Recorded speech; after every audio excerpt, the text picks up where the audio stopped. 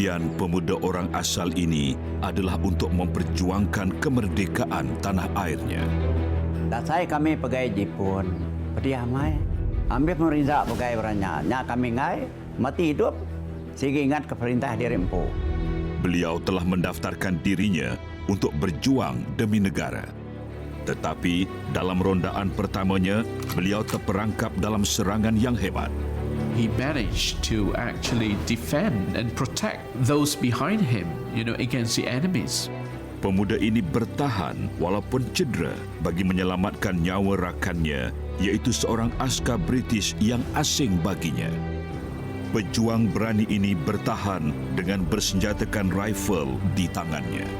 There's nothing that Iban loves more than the handling of weapons.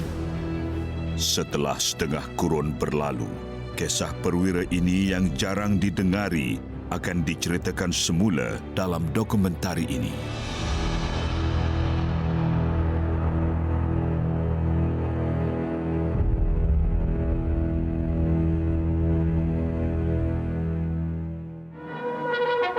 Penduduk Tanah Melayu merasa lega semula apabila Jepun kalah. Apabila tamatnya penjajahan Jepun di akhir Perang Dunia Kedua, Tanah Melayu berhadapan dengan satu lagi konflik, zaman darurat.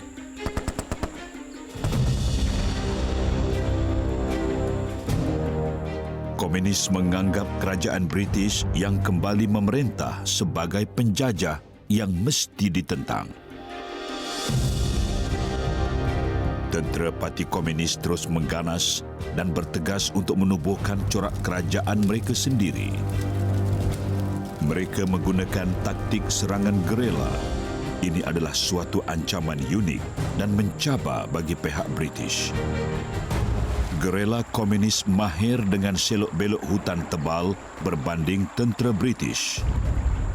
Pihak British kian terdesak dan cuba mendapatkan bantuan penduduk tempatan. Soldiers were good at fighting, they got the guns, but you need somebody to do the tracking, to do the spying, to do the espionage. Seruan pihak British disambut oleh beberapa puak orang asal dari Sarawak yang ingin membantu. Masyarakat Iban merupakan kaum terbesar di Sarawak yang masyhur sebagai pemburu kepala atau pengayau Sarawak. Mereka mempunyai kemahiran yang diperlukan oleh pihak British.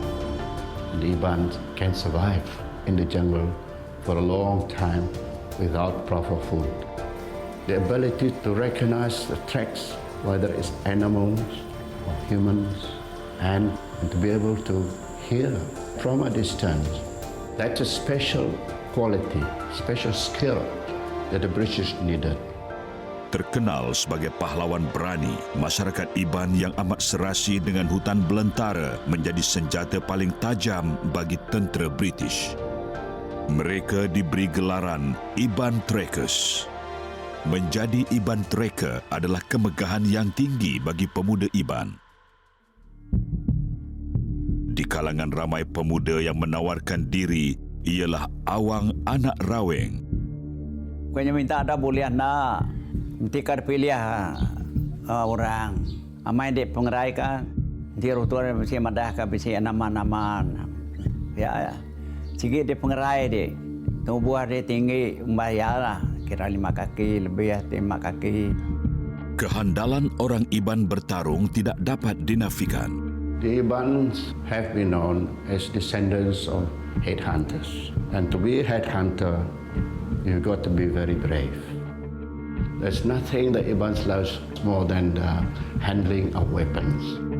Namun, hanya calon yang paling layak bakal terpilih. Baik kena boleh apa lain muat orang ringat pada hati. Nyumpahlah kami kelaban kita, kau tidak. Ringat pada hati nak boleh. Bagaimanapun, Awang telah terpilih. Kabar baik ini disampaikan sebaik sahaja doktor selesai memeriksa beliau. Agak-agak hati lepas tinggi kat pengawaknya. Nak pengaga nyudan sampai lepas. Nyamai pediamnya ketika saya. Pemuda Iban yang terpilih menjalani latihan tentera selama sebulan supaya mahir mengendalikan senjata api. Kemudian, mereka ditugaskan untuk menjejak pemberontak komunis di dalam hutan Tanah Melayu. Perjuangan orang Iban membela tanah air bukanlah suatu perkara yang baharu. Pada awal abad ke-19, Borneo dijajah oleh suatu kuasa luar. Kesannya, laluan ke sungai dan laut disekat oleh penjajah yang mengakibatkan masyarakat Iban tidak dapat bergerak bebas. Penduduk marah dan mengadu tentang gangguan ini kepada ketua kampung bernama Rentap, seorang pahlawan yang terkenal dengan keberanian dan kemahiran. Rentap mengetuai pemberontakan Iban. So what would you expect them to? Of course, with a chief warrior like Rentap, they would definitely put up a resistance for that sort of encroachment. Musuh mereka ialah James Brooke, Gubernur yang baru dilantik yang juga dikenali sebagai White Raja of Sarawak. The White Raja was seen as a foreign power that were trying to somehow rid them of their own motherland. What the Iban did was actually to protect themselves against any foreign power that's coming over to take away their land. Tentera Rentap mendapat banyak sokongan daripada puak orang asal lain di kawasan itu. Gabungan ini menjadikan mereka musuh yang digeruni oleh James Brooke. Orang Iban rasamnya memang memancung kepala musuh yang tewas di medan perang. When they take heads, it's to show that some kind of a warning to their enemies that we could go to this extent. Do not play the fool with us because we have that level of brutality. James Brooke menghabiskan berpuluh tahun untuk meranapkan tentangan orang Iban. Namun, Rentap gagal ditawan sehinggalah beliau menghembus nafas terakhirnya. Laungan perang Rentap terus menjadi inspirasi kepada generasi Iban yang baharu. Agi hidup, agi ngelaban, yang bermaksud masih hidup, masih berjuang. Semangat ini bersemarak semula semasa orang Iban berjuang bersama pihak British dalam Perang Dunia Kedua. Tentera British kagum dengan mereka, bukan sahaja dengan kecintaan mereka kepada tanah air, tetapi juga kemahiran mereka. It was thought that these young Ibans would be good at fighting in Malaya because the Ibans live in the jungle and they know a lot about the jungle. Namun, pengetahuan khusus orang Iban ini tidak memadai untuk mengalahkan komunis. Hakikatnya, ramai di kalangan pemberontak sudah lama menetap di dalam hutan sehingga mahir dalam peperangan hutan. Iban Trackers perlu bersedia untuk menghadapi musuh yang agak berbeza kali ini.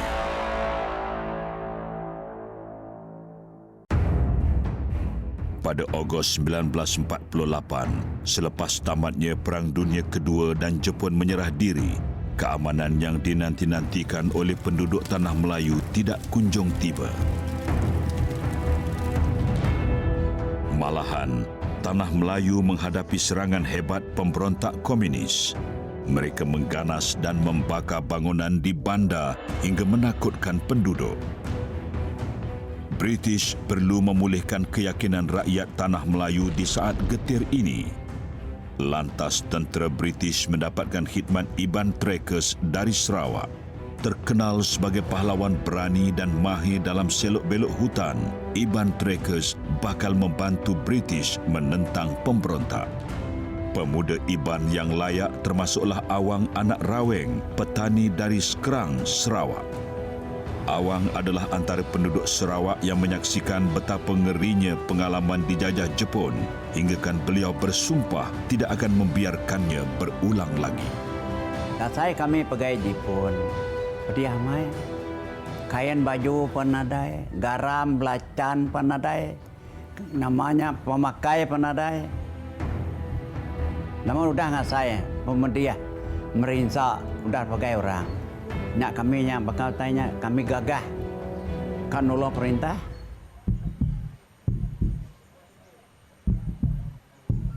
Awang menyertai pelatun ke-12 dalam Regiment Worcestershire. Tidak berarti gagal melebah iban mesti ngau, mesti ngelala bekau musuh. Kian kini ke belakang kini bekau yang ni punya penyidik bekau musuh. Nama orang putih atau nare nemunya bekau musuh tersebarang pejalai. Lepas seminar tidak ya pandai perang padang aja dalam hutan nemu tidak nemu kini berkeni ke bekau musuh tidak nemu. Antara 25 orang tentera British dalam pelatun ini ialah Prebet Hughes, berusia 19 tahun. Beliau baru berkhidmat 6 bulan di England apabila ditugaskan ke Tanah Melayu. Bagi pemuda ini, segalanya nyata baharu termasuklah kehadiran Awang di pelatunnya. Mana aku tisira kasar aku segi mangah aku lah kambo. Mereka pantap. Ku ngai tu tunde pasti dah takut ke aku aku mangah. Ngai tu tunde sida aku. Sida takut memang dah dukuk aku tajam. Lepas nanti lagi ranciang kange gak muncul punya. Pada 27 Mei 1951, misi pertama pelatun ke-12 adalah untuk meronda di hutan Ulu Paluh di Johor. Penduduk kampung mengkabarkan tentang kehadiran komunis di kawasan itu. Pelatun ini bertindak penuh berjaga-jaga dan berwaspada. Kalau sama jenuh, nak ada binggar. Ngisap nak tahu semua nak tahu. Persekitaran hutan yang tebal membuatkan misi ini amat berbahaya. Dengan berhati-hati, mereka mula menuju ke hutan.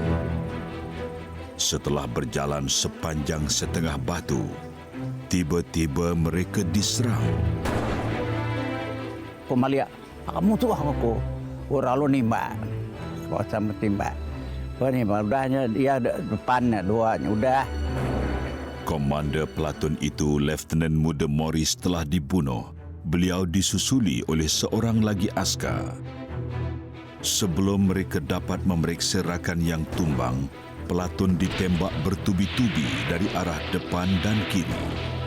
Malangnya, mereka telah dikepung oleh lebih daripada 50 orang komunis bersenjata. Rakan pelatun yang masih hidup dapat menembak balas, namun bilangan mereka kian kecil kerana ramai yang gugur. Rio punya tubuh, tergaul belanya. Terubahan tadi ya pedawang punya nimbak lah, tapi bisa mati tidak dia nanamu. Nah, misalnya kasih aku pada kan nyelamat kia ke kamu tu aku mantuk kia.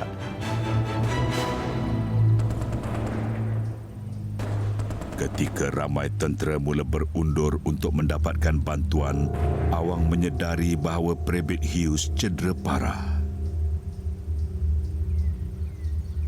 Awang membuat keputusan untuk membantu rakan pelatunnya. Awang meredah hujan ledakan senjata demi menyelamatkan Prebet Hughes. Dah aku narik kian ke manzang kau jak aku lebakal dah buaya menggainya. Beliau menarik Hughes, tapi kakinya pula terasa sakit yang menusuk. Kangkat nak uliah, sekali. Puru-puru aku. Mudah berdarah, baru nemu bakal.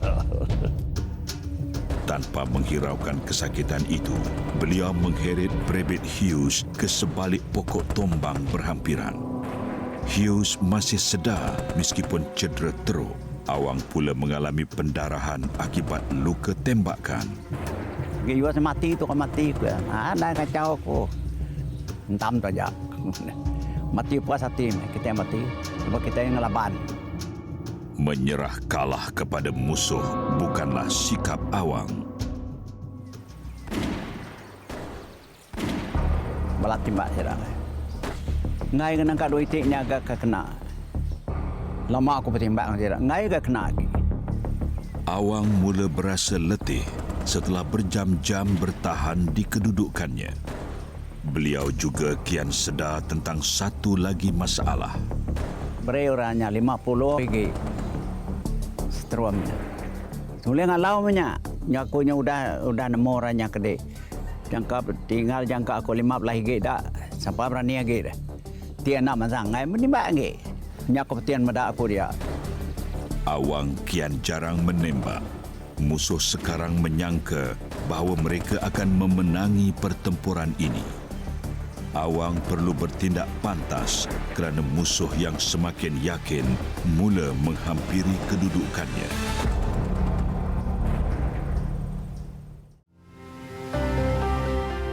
Iban tereka, Awang anak Raweng sedang berjuang seorang diri menentang puluhan komunis di hutan belantara Tanah Melayu. Namanya hari pukul 9, di nomor pukul 9 sampai pukul 3 malam.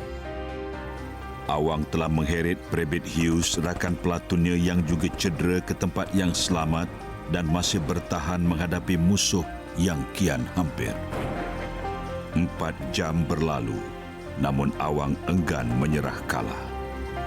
Komunis juga sedar bahawa tembakan ke arah mereka semakin kurang. Aku ngan nembaknya, lebih peluru kau nembak. Nanti tidak masalah baru. Tindakan Awang ini tinggi risikonya kerana musuh kian hampir. Apabila musuh cukup hampir dengannya, tiba-tiba Awang meledakkan senjatanya bertubi-tubi. Yang mancang lima ekornya. Yang aku timbak aku. Mati magang tidak. Ini aku nak mencerita ke Rio kena tidak. Bulut ke. Rami tidak. Kejutan serangan Awang memaksa komunis berundur. Namun mereka berkumpul dan mara semula ke arahnya demi membela kematian rakan mereka. Tuah Awang akan diduga sekali lagi. Nak baru aku, ya mereka aku. Bom tangan terakhir yang dihulurkan oleh Private Hughes terus disambar Awang dan pin dicabut dengan giginya. Awang melontarkan bom itu sekuat yang mungkin ke arah musuh. Letupan kuat mengejutkan komunis. Mereka berundur pantas dan lari mencari perlindungan. Awang menjangka peluang terbaik untuk hidup adalah untuk terus menyembunyikan Hughes. Aku mendak ya dia anak ingar aku ya aku muncul nemu dia lah aku ajak ngelapan nampak ajaknya aja ya aku nadai ke munyi tapi yang medak aja dah mata aku ajak. Hughes tiada pilihan selain bergantung nasib kepada Awang yang tidak begitu dikenalinya. Awanglah harapan yang Hughes ada untuk kembali ke pangkuan keluarganya. Selain adat berperang orang Iban, Awang percaya keberaniannya berperang disebabkan oleh keyakinannya kepada tangkal atau azimah. He managed to actually defend and protect those behind him, against the enemies, because I believe Awang must have been helped by some supernatural being for him to be able to stay on and ward off the communists from coming to them. Pahlawan Iban terdahulu pantang ke medan perang tanpa azimat. Awang juga turut mewarisi amalan turun-temurun ini. Tidak aku pernah nemu dari dua mati koko. Tak apa boleh buatlah. Engkau bertara kini bisa medak kita balapan jamnya. Sigi mati lawan dia timbak rombol kul mayu orang tubuh mayu. Keyakinan ini membantu Awang bertahan selama 6 jam sebelum bantuan tiba. Pasukan tentera bantuan itu begitu besar sehinggakan musuh terus berundur meninggalkan tempat itu. British terkejut menemui Awang dan Private Hughes masih bernyawa apabila mereka sampai di tempat kejadian. Kedua-dua mangsa yang terselamat itu lalu dibawa ke hospital untuk rawatan. Itulah misi tunggal mereka dalam peperangan menentang pemberontak. Awang tidak berjumpa Private Hughes di Tanah Melayu lagi selepas itu. 6 bulan selepas aksi berani Awang itu, beliau dijemput ke kediaman Gubernur untuk menerima suatu penghargaan. Britain honours a bush tracker named Awang for conspicuous gallantry in Malaya. The Governor of Sarawak reads the citation, and Awang walks up to receive the George Cross, the civilian VC. While helping our troops fighting in Malaya, he saved a severely wounded British soldier and dragged him to safety, though himself wounded and under heavy fire. Beliau menerima anugerah George Cross daripada Gubernur Sarawak bagi pihak Ratu England. Beliau adalah satu-satunya rakyat Malaysia yang pernah menerimanya dan kerap dijemput untuk bertemu Ratu dalam tempoh 20 tahun yang lalu. Pada tahun 1993, Awang berpeluang menghadiri satu majlis yang dianjurkan oleh Ratu Elizabeth di Istana Buckingham. Baru ya Iban beratai semuanya. Nyak jal tu malu.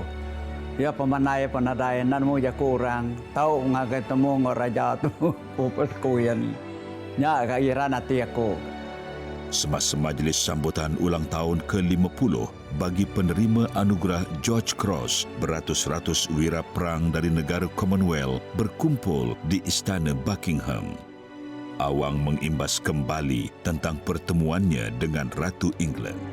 Ni nak takut raja. Kemanya Iban kalau bertemu raja kekuyannya kan. Nak gagal gati cepetku. Sinya takut ke? Nyo gagal gati medaya nyo manari ciri yang ketawa ya. Tapi jari ya. Bagi Iban ini yang kampungnya di hutan Sarawak, pengalamannya melawat istana itu tiada tandingannya. Awang juga pernah melawat Hughes di England dan selama 62 tahun mereka menjadi kawan karib. Walaupun kaki Hughes terpaksa dipotong akibat kecederaan yang dialaminya pada hari itu, beliau dan keluarganya menghargai keberanian Awang. Jadi ya, nama aku bukan dia berani aku ya. Diingetan ke Yus, aku tidak menyari kami. Ketika nak berani aku. Dia aku nak berani, ya mati aku mati. Nama cerita gitu aku.